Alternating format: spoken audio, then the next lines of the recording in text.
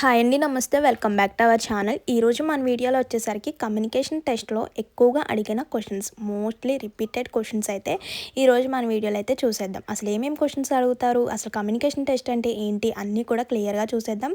మర్చిపోకుండా వీడియోకి ఒక చిన్న లైక్ చేయండి. ఇంకేమైనా డౌట్స్ ఉన్నా కూడా కామెంట్ చేయండి. కొత్తగా ఛానల్ చూసినట్లయితే సబ్స్క్రైబ్ చేసుకోండి. సో ముందుగా కమ్యూనికేషన్ టెస్ట్. ఈ కమ్యూనికేషన్ టెస్ట్ అంటే మనకి ఒక 50 minutes జరుగుతుంది కదా కౌశలం టెస్ట్లో. ఫస్ట్ 45 minutes వచ్చేసరికి స్కిల్ అసెస్మెంట్ 40 క్వశ్చన్స్ అయితే ఉంటాయి. మల్టిపుల్ చాయిస్ క్వశ్చన్స్ ఉంటాయి కాబట్టి దానిపై అంతగా టెన్షన్ లేదు. సో ఈ కమ్యూనికేషన్ టెస్ట్ వచ్చేసరికి జస్ట్ 3 క్వశ్చన్స్ మాత్రమే ఉంటాయి. ఈ 3 క్వశ్చన్స్ అనేది మనం మాట్లాడాలి, లైక్ ఇంటర్వ్యూ టైప్. ఇంటర్వ్యూలో ఎలా అయితే క్వశ్చన్ అడుగుతారో మనం ఎలా అయితే ఇంగ్లీష్లో మాట్లాడతామో ఇక్కడ కూడా అంతే. కానీ ఇక్కడ జస్ట్ 3 క్వశ్చన్స్ మాత్రమే, అవి కూడా మన లైఫ్లో జరిగే వాటి గురించే. సో ఆ క్వశ్చన్స్ ఏంటో చూసేద్దాం. ఇవి వచ్చేసరికి మా ఫ్రెండ్స్ని అడిగిన questions. So can you describe what you usually do on a week day morning. Week day morning గురించి చెప్పమంటున్నాడు. సో క్వశ్చన్ క్లియర్గా అర్థం చేసుకుంటే ఆన్సర్ అనేది ఈజీగా చెప్పొచ్చు అనమాట. సింపుల్ సెంటెన్స్, అంటే సింపుల్ ఇంగ్లీష్లో చెప్తే సరిపోతుంది.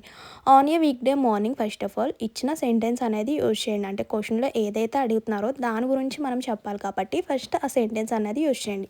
On a week day morning I wake up early in the morning. First of all లెగిస్తాను అండ్ ఫ్రెష్ అవుతాను, బ్రేక్ఫాస్ట్ తీసుకుంటాను, మై టాస్క్ గురించి ప్లాన్ వేసుకుంటాను, ఫుల్ కాన్సన్ట్రేషన్తో వర్క్ అనేది స్టార్ట్ చేస్తాను.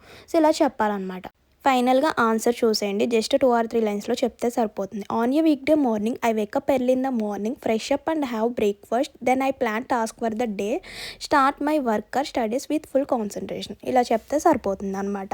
జస్ట్ 2 or 3 లైన్స్లో క్లియర్ ప్రొనౌన్సియేషన్తో చెప్పాలన్నమాట. మీరు చెప్పే స్పీకింగ్ స్కిల్స్ని బట్టే వర్క్ ఫ్రమ్ హోమ్ జాబ్కి ఫిట్ అవుతారా లేదా అన్నది డిసైడ్ చేస్తారనమాట. నెక్స్ట్ క్వశ్చన్ చూడండి. How do usually spend your lunch break. Lunch బ్రేక్లో మీరు ఎలా టైం స్పెండ్ చేస్తారు అని అడుగుతున్నారు అనమాట. సో మా ఫ్రెండ్ని అడిగిన 3 క్వశ్చన్స్ అయితే ఇవే అండి. సో స్కిప్ చేయొద్దు.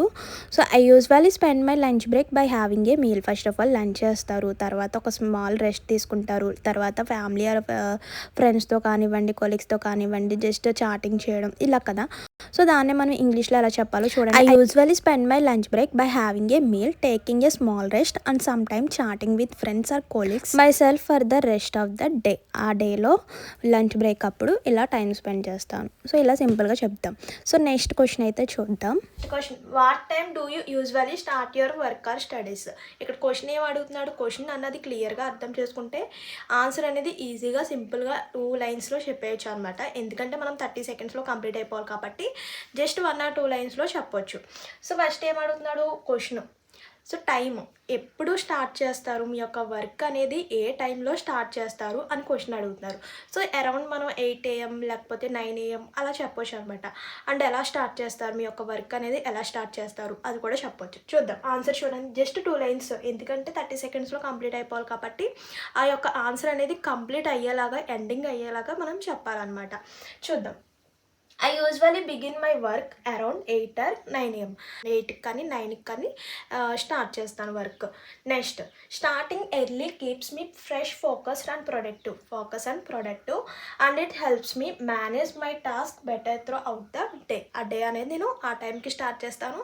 సో ఫోకస్ మై టాస్క్ ఇవన్నీ చెప్తే సరిపోతుంది. చూడండి ఫైనల్గా 2 lines 30 secondsలో కాన్ఫిడెంట్గా చెప్పాలి. చూడండి. I usually begin my work around 8 or 9 AM. Starting early keeps me fresh, focused and productive. So and it helped me manage my task better throughout the day. So ఇలా చెప్తే సరిపోతుంది. Next question, describe your daily routine. మీ యొక్క daily routine ఎలా జరుగుతుంది, మీ యొక్క normal day ఎలా జరుగుతుంది అనేది చెప్పాలి, డిస్క్రైబ్ చేయాలి.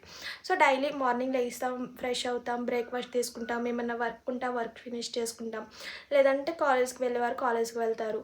సో ఇలా సరిపోతుంది. చూడండి ఆన్సర్. ఆన్ నార్మల్ డే ఎప్పుడైనా సరే ఇచ్చిన క్వశ్చన్లోది ఒక బిట్ అనేది యాడ్ చేయండి. సో నార్మల్ డే గురించి అడుగుతున్నారు కాబట్టి నార్మల్ డే. ఇక్కడ చూడండి begin time, I usually begin my work. ఇలాగా క్వశ్చన్లోది ఒక సెంటెన్స్ అన్నది ఏదైతే అడుగుతున్నారో ఆ సెంటెన్స్ ఇక్కడ పెట్టండి. On normal day I wake up early, fresh up and have breakfast, then start my studies or work at fixed time. I take small breaks, avoid stress avoid చేయడానికి అక్కడక్కడ కొంచెం బ్రేక్స్ కూడా తీసుకుంటాను. Next in the evening. So evening అయ్యేసరికి relax అవుతాము and family మెంబర్స్తో మాట్లాడడం, అలాగే టైం స్పెండ్ చేయడం. నెక్స్ట్ వాకింగ్కి వెళ్ళడం, ఈవినింగ్ టైము షార్ట్ వాక్కి. అండ్ నెక్స్ట్ నైట్ వచ్చేసరికి డిన్నర్ చేయడం, రివైజ్ మై వర్క్, ఆ రోజు డే అంతా ఎలా జరిగింది ఏంటన్నది వర్క్ రివైజ్ చేసుకోవడం అండ్ నెక్స్ట్ డేకి ప్లాన్ వేసుకోవడం.